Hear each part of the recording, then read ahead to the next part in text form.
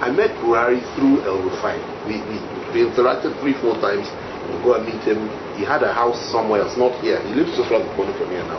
But he had a house elsewhere. We went there. So, but as time went by, he now started sending for me. So I went there with Nasser. Then one day, they called and said he wanted to see me. I said, okay, I'll go. I met him at the transport. When I got there, he said we should go inside the bedroom. So we sat in the bedroom talking. He started talking. He said, you know, he wants to, you know, I know his aspiration, but he has a challenge with trusting people in view of what has happened to him in the past. But that he just wants me to know that he would want me to work closely with him if he manages to win the nomination for his party, and that, you know, he likes me, I'm courageous. The Obasanjo said a lot to him about me, that once I'm on board, I will fight all the way, and he loves that. Anyway, to cut a long story short, let me tell you why I'm telling you this story. We started talking about the history and about the Igbos. You know what this man said to me? He said, they killed our leaders in the middle of the night, and we can never forget it. It's a cultural problem. You can't trust them. When he was talking about trust, that's where it came up. I said, sir, they killed not just northern leaders. They killed leaders from every zone. Southwest, where I come from, yes. The Niger, the south, everywhere. Every zone, not just the north, not just the north. And he said, no, he said, but we remember, we will never forget. Those ways, we will never forget. And we cannot trust them. He said, it's a cultural problem. When he said this, it's sunk in. I had never seen that level of racism in any. I mean, I've interacted with quite a few leaders. I've never seen that. This was deep-seated hatred for a whole nation of people. And I left that room thinking to myself, these people have to be stopped. Because if they're not stopped, if they have power, what they will do, first they will deal with the Igbos, then they will come and deal with us. You know, they will deal with everybody. And it's one of the main reasons, apart from the issue of Muslim ticket.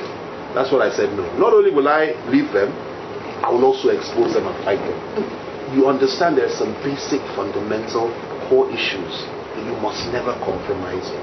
It's not about giving Nnamdi Kanu a position of SGF or position of vice president or something like that. Because if you do that, he will serve his term, then we'll be back to square one. Square zero, man. Absolutely.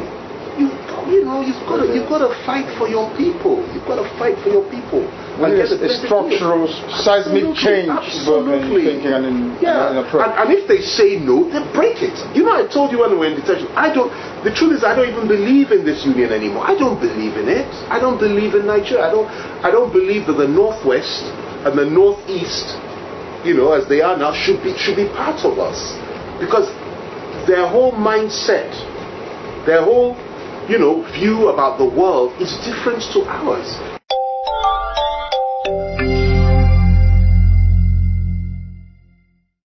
To keep us down or something. And so, what is the reaction? Two ways. You appeal or you fight. And so, you have two sets of people in the Southeast now. Those who want to. Let's continue talking. Let's see how we can resolve this issue. And then those who say no. We're already down and out. What else does it take?